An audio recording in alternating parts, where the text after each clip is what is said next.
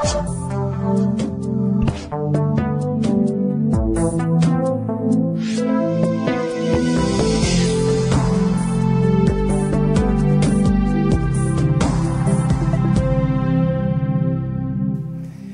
mēs atveram uz evaņģēliju atbilstoši Jānim Markam.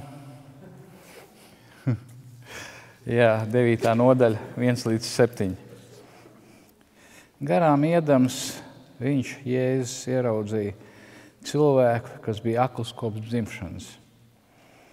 Mācekļi viņam jautāja: Rabi, skolotāji, kurš ir grēkojis? Viņš pats vai viņa vecāki, ka viņš piedzimis akls?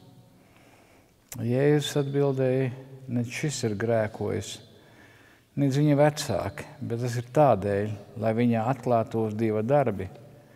Kamēr ir diena, mums jādara tā darbi, kas mani sūtīs. Nāk nakts, kad neviens nevar strādāt. Kamēr es esmu pasaulē, es esmu pasaules gaisma. To pateicis, viņš spļāva zemē un no sieklām sataisīja dubļpiku, un ar to iezied neredzīgā acis un sacīja: ej nomazgājies Siloāmas, kas tiek tulkots sūtītais dīķī. Un viņš aizgāja un nomazgājās un atnāca redzīgs. Tad kaimiņi un tie, kas viņu bija redzējuši agrāk ubagojumu, sacīja: vai šis nav tas, kurš sēž un ubago? Citi sacīja: tas ir viņš, citi nē, bet viņam līdzīgs. Viņš pats sacīja: tas esmu, tas ir Dieva vārds. Amen. In the bulletin for the day, we also have confessional statements which summarize the Word of God's teaching on the matter of providence.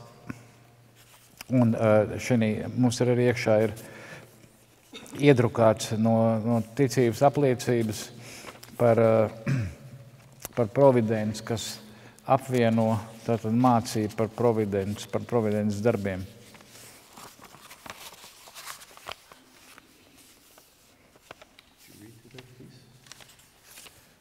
We will read all together, or want me to read it now?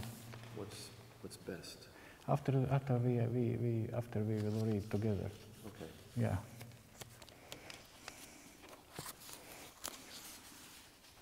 Dear congregation of our Lord and Savior Jesus Christ, the Scriptures teach us very clearly that through Jesus Christ, God has become our Father.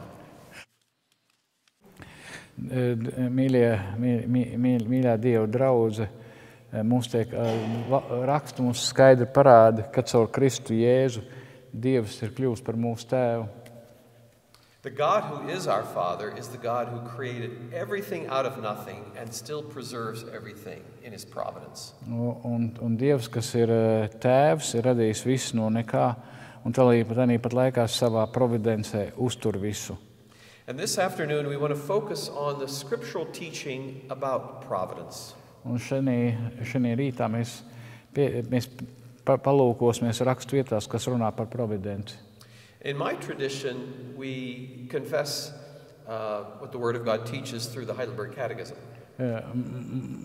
Reformātu baznīcās, kas nāk ar eiropisko tradīciju, tad mēs apliecinām savu ticību no Heidelbergas katehisma.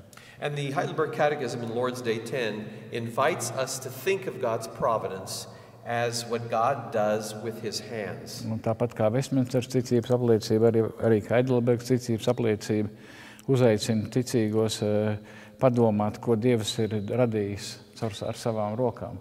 Hands that work, hands that discipline, hands that comfort and guide. Rokas, kas radīja, rokas, kas disciplinē, un rokas, kas mūs iedrošina, nomierina, kad cilvēks aiziet. Hands that hold everything in creation up. Rokas, kas uztur visu radībā. And in this story, which we read from John 9, we want to see how God's hands were present in this story. Un arī šajā 9. nodaļā Jāņa evaņģēlijā mēs lasījām arī Dieva roku, Dieva klātbūtni šajā aklā dziedināšanas stāstā. Questions about God's providence often arise especially after some great tragedy, either in human life or in creation.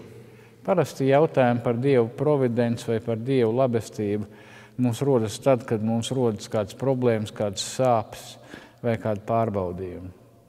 For example, the terrorist attacks in my own country on September 11, 2001, about 3,000 people died.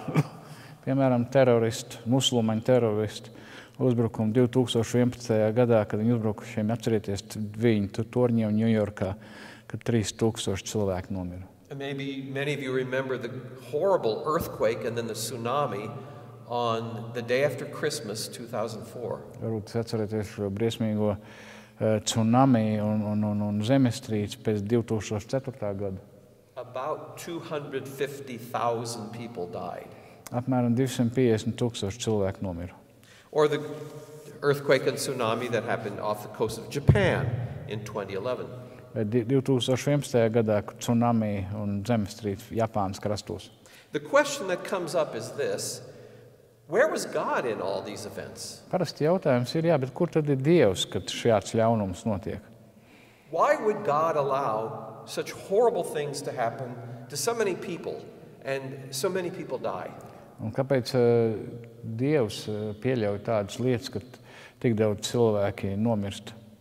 And then people play the power of God over against his goodness. Tad cilvēki domā, ka Dievs ir varens, bet Dievs nav labs. If God is good, maybe he's not powerful and he couldn't stop these events. Tātad arī šī tā saucamā Davida Hjūma dilēma, ja Dievs ir visu varens un viņš neapstādina ļaunumu, tad viņš varbūt tas nav visu labs. Or maybe God does have all the power, but he's not that good. Un bija otrā, tad varbūt viņš ir labs, bet viņam nav apstādināt ļaunumu vara, vai arī viņš varētu visu varens, viņš vienkārši negrib, ka viņš vienkārši pats apzināti neapstādina ļaunumu. Tātad viņš nav visu labs. But if you understand what it means to say God is the creator of everything and still upholds all things, then we're saying that everything's created, that is created, is a creature and therefore is in his hands. Bet ja jūs saprotat, ka Dievs visu, kas eksistē, ir radījis, tad jūs saprotat, ka viss, kas ir radība, viss apkārtējais izņemot Dievu, un visa radība ir radītāja rokās. You are either the creator or you are a creature, and we are clearly creatures. Un nav cits iespējas, kā tikai divas iespējas, vai nu tu esi radītājs, vai nu tu esi radība. God made everything in the space of 6 days, and then he stopped his creational work. Dievs radīja visu 6 dienās, un tad viņš apstādināja savu radīšanas darbu. But God did not walk away from his creation and just let it go on its own. Bet Dievs neaizgāja prom no radības un neatstāja radību pašu sev ziņā. No, God planted all the herbs and the plants and the trees. He took care of his creation. He planted everything. Dievs turpināja rūpēties par savu radību, ir runa par augiem, par augu valsti, par dzīvnieku valsti. The animals were made, the seasons of dry and rain were all put in place. Tātad tika sakārtota visa zeme, tika sakārtoti gada laiki, diena un nakts, dzīvnieki, augi, jūras dzīvnieki, zemes augi, gaisa dzīvnieki. Even man himself, according to 1 Moses chapter 2, is shaped by the hands of God. And then God breathes into his nostrils and man becomes a living being. Pat cilvēks pats ir Dieva radība, kur Dievs radīja, kā rakstīs no māliem un iepūt nāsīs savu dzīvības došu. This world and man did not evolve by chance, but was shaped and created by the hands of God. Tātad šī zeme, šis visums, cilvēki nav radīti nejaušības dēļ, vai tā nav nejaušība, ka mēs esam radīti. But as I said, congregation, God doesn't then just walk away, like as if he winds up a clock and puts it down and then just watches the clock work on its own. Jā, tātad jāatcerās, ka viens no uzskatiem ir tāds, ka Dievs radīja pasauli, tā kā uzvilka pulksteni un aizgāja prom, tā saucamais deisms. Nē, tā nav bibliska mācība. Those hands undergird his creation. Dievs joprojām uztur savu radību, ir kopā caur providences darbiem ar savu radību. That means all those plants in your garden that you worked hard to put there, or the crops in our fields, wheat and rye, are there because of God's hands. Un viņš ir ikdienas dzīvē kopā ar jums, ir sevišķi, kad jūs stādat, kad jūs aplējat savus augus vai kad jūs audzināt savus bērnus. Jūs nekad neesat viens Dievs kopā ar jums. Dievs svētība, viņa roka ir pār jums. If God were to withdraw his hands, then everything, animals and plants, mountains and homes, would just dissolve into nothing. Ja Dievs atrauc savu uzturēšanas roku, savu providences roku, tad viss pāriet hausā. In fact, the scriptures speak of God's everlasting arms that hold us up. Un Bībele runā tieši antropoloģiski, lai mēs varētu saprast, ka Dieva mūžīgās rokas, kas mūžīgi mūs uztur. It goes beyond the power of our mind to understand the immense power that God's hands and his arms have. Tas, protams, ir pār par mūsu saprašanu, kā Dievs to visu var uzturēt, kā viss šis notiek, kad pat cilvēka mats nenokrīt no viņa galvas bez Dieva ziņas. Even the weather. The weather is not cold air mass meeting warm air mass. It's the movement of God's hands within his creation. Pat aiz meteoroloģiskiem notikumiem patiesībā jau stāv Dievs. Dieva darbība ne jau tikai vienkārši masas kustās. So that this afternoon we must confess drought, barren years, sickness, poverty, even death, all part of the providence of God as he works in his creation. Un šodien mums arī jāsaprot un jāatzīst, ka viss, kas notiek cilvēku dzīvē, gan raža, gan neraža, gan sāpes, gan izdziedināšanas, gan asaras, gan prieki, gan nāve, viss tā ir Dieva providence, visur ir Dievs klātesot, viss notiek ar Dievu gribu. Remember what God said when he finished his creation. He looked at all that he had made, and behold, it was very good. Ja jūs atcerieties stāstā, no radīšanas stāstā, ka Dievs kā labs amatnieks paskatījās uz to, ko radīja un teica, viss tiešām ir radīts labi. My creation, excellent. Un viņš teica, es tiešām esmu radījis labu radību. So that we must again think, well, in the beginning, there wasn't drought, sickness, death. Un tad mums jāatceras, ka sākumā nebija sausums, nebija slimības, nebija nāves. Those things have entered into the reality of our existence because of sin. Šīs lietas ienāca mūsu realitātei caur grēku. But even the providence of God includes his control of even these things now. Un pat šīs lietas notika ar Dievu providenci, caur viņa kontroli. You see, sin cannot undo God's work. It cannot undo his creation.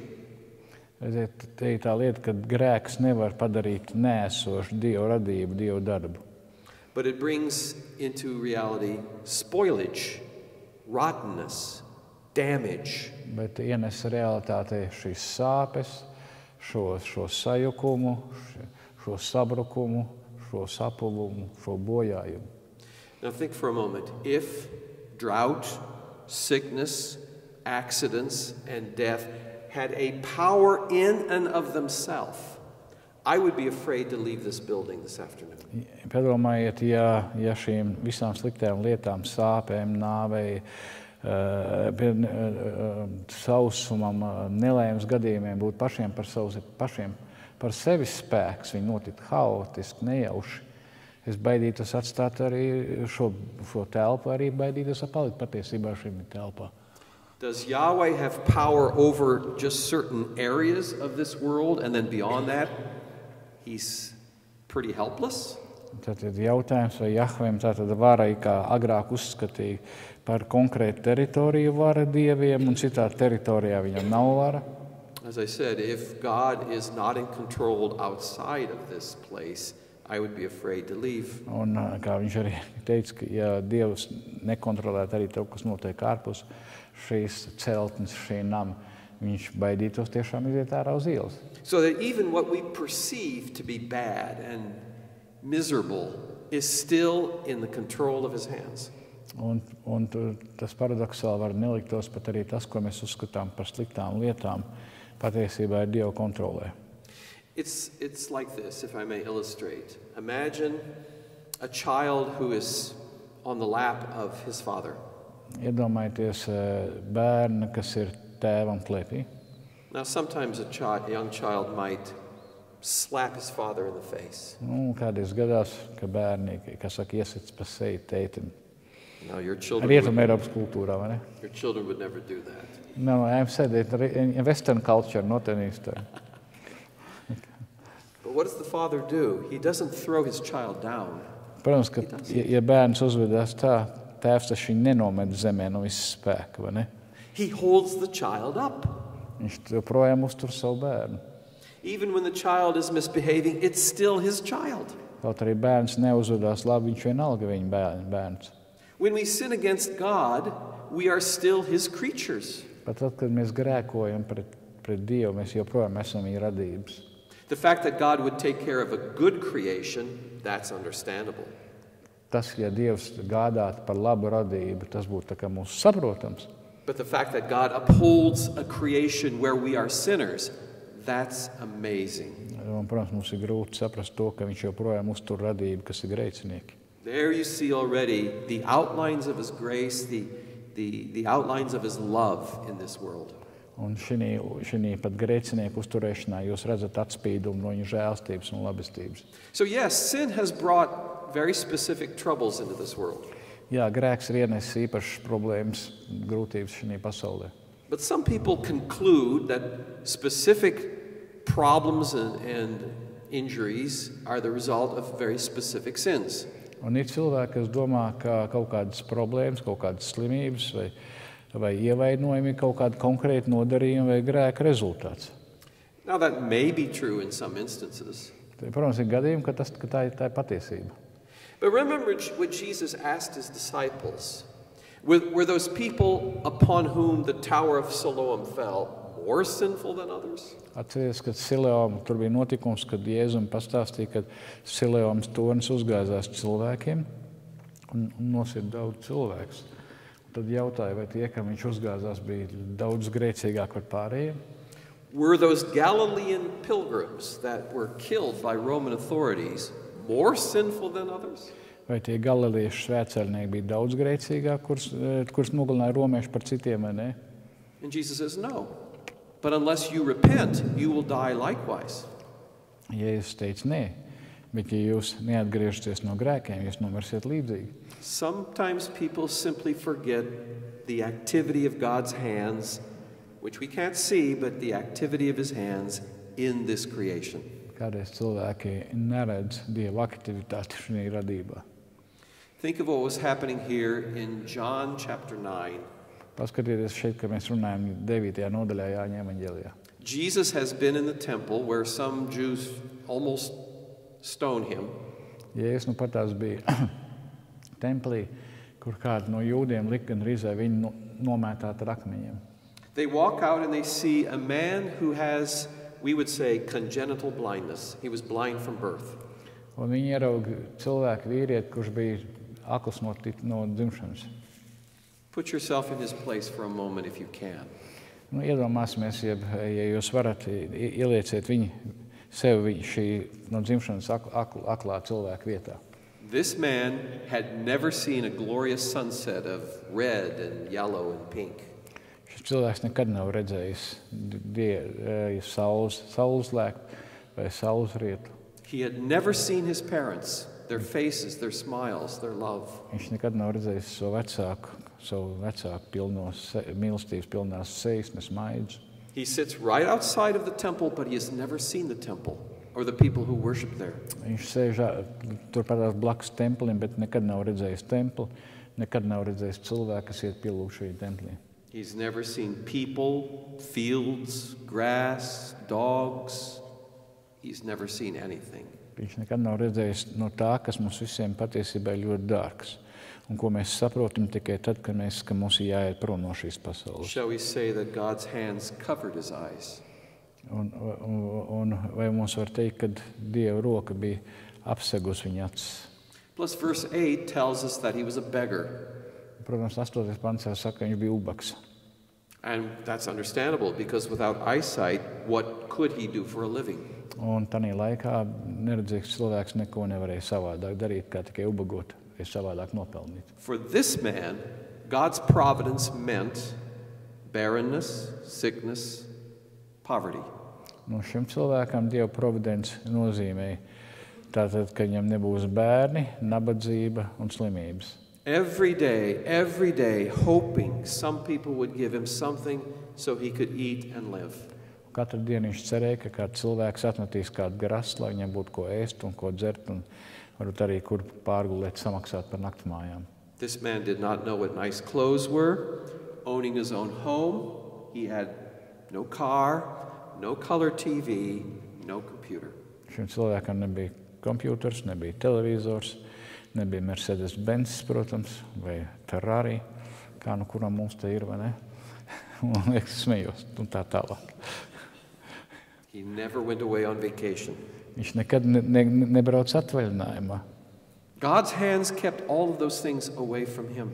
Dieva roka visu izdarīja tā, ka viņam nekā vienkārši nebija. Now, we don't know, but did this man at times feel anger towards God, frustration? We don't know. Mums nav pateikts, vai viņš brīžam nebija dusmīgs patiesībā uz Dievu. Un tas arī nebūtu, protams, liels brīnums vai pārsteigums. Why is this man a beggar and blind from his birth? Un kāpēc šis cilvēks ir akls no dzimšanas un ubaks? Chance or fate? Tā ir Bad karma? Tā ir nejaušība, bēda, slikta karma vai fate fatum liktenis. Notice what the disciples ask in verse 2. Rabbi, who sinned that this man should be born blind? Skatieties 2. pantā, viņš saka, rabi, skolotāji, kurš ir grēkojis, ka viņš vai viņa vecāki? Here's a blind beggar, but let's talk some theology for the moment. Tagad mums vajag par kādu teoloģiju parunāt. Kur skaties, ka viņš akls, ubaks? Now these disciples, they're not Hindus, and so reincarnation would not have been part of their thinking. Mācekļi tātad nav hindu, viņi nedomā par reinkarnāciju, tad viņu domāšanā nav reinkarnācija. By the way, one does not have to be a Hindu to believe in reincarnation. I have met Christians who believe in it. They probably are not Christians. Well, okay. Yeah. Say it. Okay. Viņš saka, esmu saticis kristiešu, kas tic reinkarnāciju. Es teicu, ne, tie nav kristieši. Viņš saka, vienalga pasaka, esmu saticis kristiešu, kas tic reinkarnāciju. Church people who... Jā, baznīcas apmeklētāji, kas tic reinkarnācijai. So who sinned, this man or his parents? Well, some Jews would have appealed to 2 Moses, Exodus chapter 20. The sins of the fathers are visited on the children, 3rd and 4th generation. Jā, un citi jūdi atsaucās 20. nodaļu 2. Mūzes grāmatā, kad Dievs piemeklē vecāku grēkus pie 4., 5. un tā tālāk paaudzēm. So one generation brings misery upon the next generation. Tātad viena paaudzes dēļ nāk arī nelaimes pār nākamo paudzi. Who sinned? This man or his parents? Viņš grēkoja vai viņa vecāki grēkoja? Other Jews would have appealed to the story told in 1 Moses, Genesis 25. Citi atsauktos uz 1. Mūzes grāmatas 25. nodaļas stāstu. Rebecca is pregnant with twins, but they struggle within the womb. Rebeka ir grūta ar dvīņiem, bet viņi savā starpā klēpī cīnās šie dvīņi. And so some rabbis said, Esau was trying to murder Jacob, his brother. Un cits rabīns teica, šeit klēpī Esaus mēģināja savu brāli Jēkabu nogalināt. This is why God rejects Esau and favors Jacob. Un tāpēc Dievs atgrūž Esavu un pieņem Jēkabu. In any case, they believed it's possible for you to commit a sin already in the womb. Tad citiem vārdiem sakot, bija daži rabīni, kas domāja, ka cilvēks var grēkot vēl būdams. Tātad šī sākuma attīstības stāvoklī mācas klēpī. So the disciples ask, who sinned? Tātad mācekļi jautā, How can kurš Jesus, grēkoja? how can Jesus answer a question that is wrongly put? Un kā var Jēzus atbildēt uz jautājumu, kas ir nepareizi uzdots? Jeb nepareizi uzdot jautājumu, kā var atbildēt? The disciples don't seem to have much interest in the plight of this man. They want to have a theological discussion.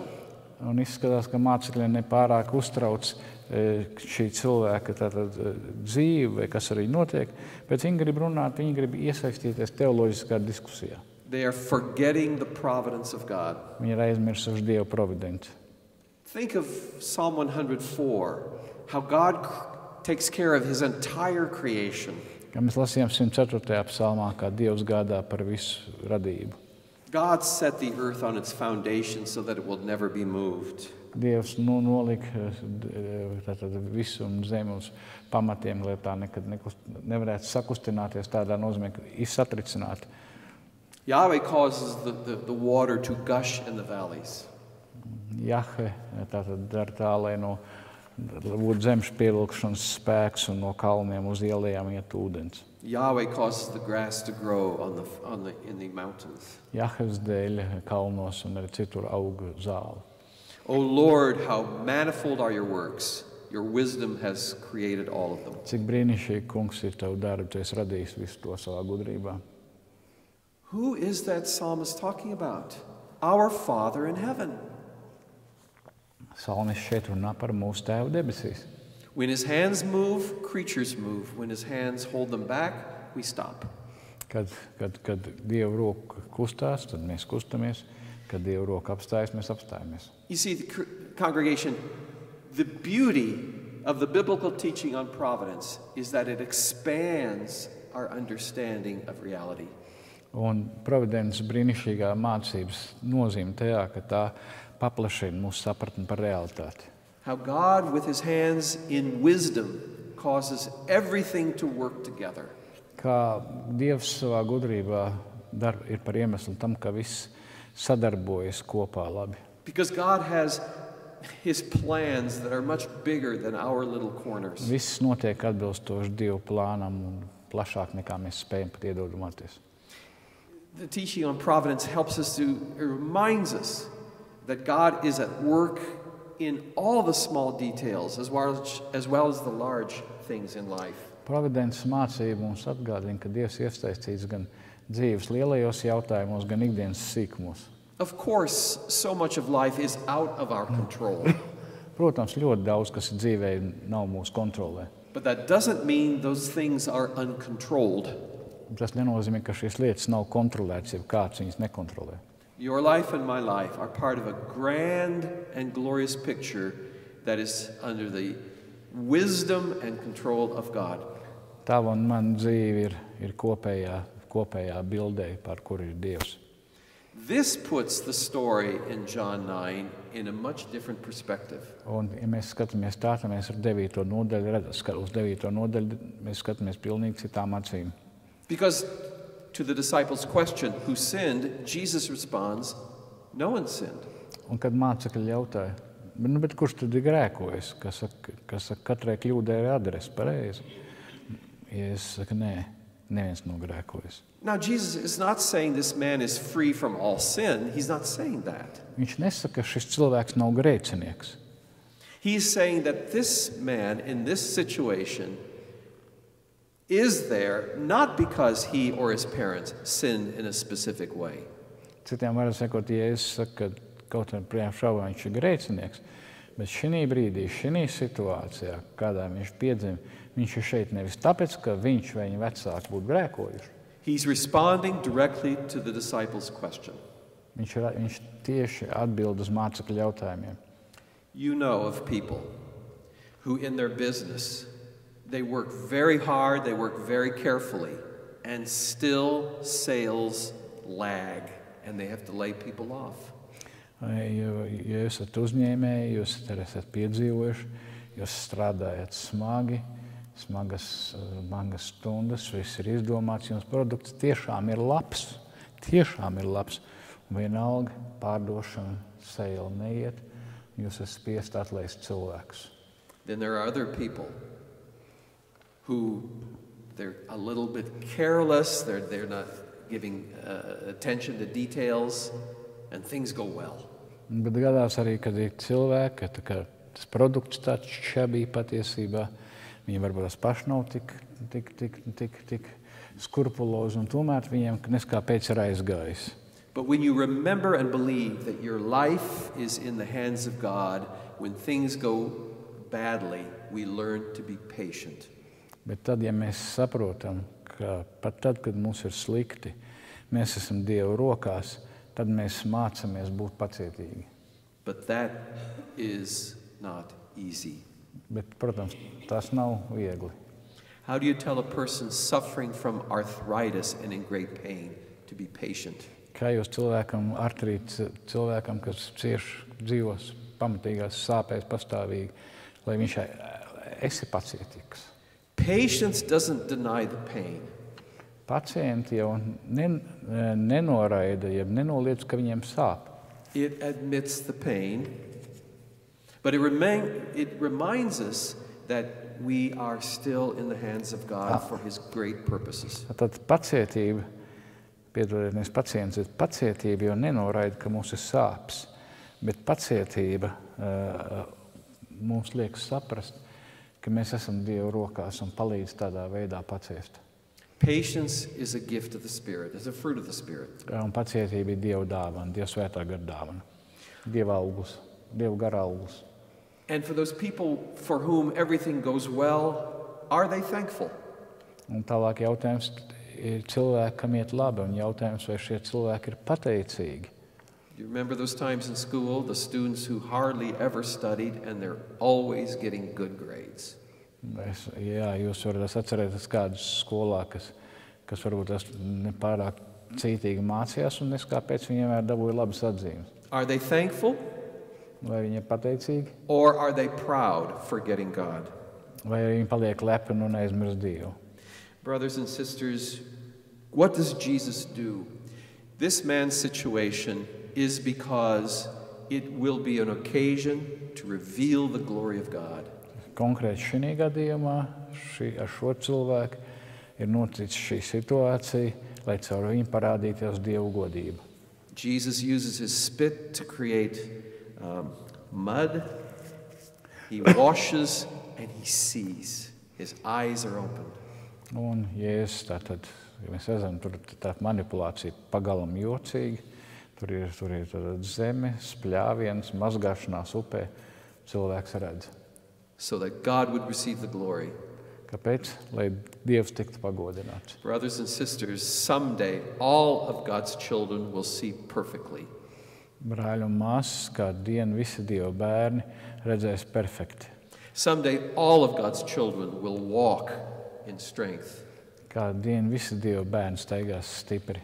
Someday we will have bodies made like Christ's own glorious body. Un kādu dienu mums visiem būs Dieva godības ķermeņi, miesas kā Kristum Jēzum. And therefore we live in God's world always with good confidence. Tāpēc mēs dzīvojam ar pārliecību Dieva pasaulē. This is what the Bible teaches about the providence of God. His hands are holding us up and carrying us forward. Tas ir tas, ko Dieva providence māca, ka Dieva rokas mūs uztur. Who shall separate us from the love of God? Kas mūs atdalīs no Dieva mīlestības? Tribulation, distress, persecution, nakedness, sword? Pārbaudījumi, zobens, nabadzība, kailums. No, the world might think we are nothing but stupid sheep to be slaughtered. Varbūt no pasaules skatu punkta mēs esam stulbas aitas, kas ir jānogalina. But in fact, we are more than conquerors through him who loved us. Bet patiesībā mēs esam vairāk nekā uzvarētāji caur Kristu Jēzu, kas mūs mīl. Nothing shall separate you and me from the love of God that is ours in Christ Jesus our Lord. Nekas mūs neatdalīs no Dieva mīlestības, kas ir mūsu Kristu Jēzu. This is good news. Tā ir labā vēsts. Amen. Amen. Will you pray? Yes. Gracious God our Father, Žēlstības Tēvs, mēs Tev lūdzam. We pause this afternoon to remember that you have powerful hands that create but also provide. Mēs arī šodien esam bišķi uz mirkli apstājušies, lai atcerētos, ka savām varenām rokām tu ne tikai rādzi, bet arī uzturi un sagādā. When we have food on our table or homes in which we may live, this comes from your providence. Ja mums ir maize, ko ēst, un mums ir jumts uz galvas, arī tā nāk caur to providenci. You say in your word that all things are ours, making us the richest people in the world. Un savā vārdā teica, ka viss mums pieder, padarot mūs par bagātākiem cilvēkiem pasaulē. And so, Father, when things go well for us, we are thankful. Un kad lietas iet labi mūsu dzīvē, tad mēs esam pateicīgi. When things go against us, give us the grace to be patient. Un kad mēs ejam pret vēju, kad viļņas sitās mums sejā, māc mums būt pacietīgiem.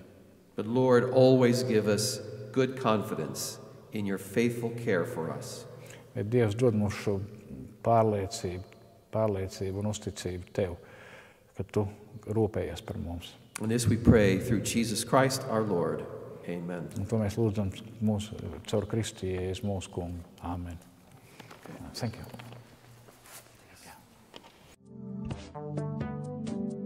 Būsiet mīļi gaidīt uz mūsu draudzes dievkalpojumiem svētdienās Lāčplēša ielā 37.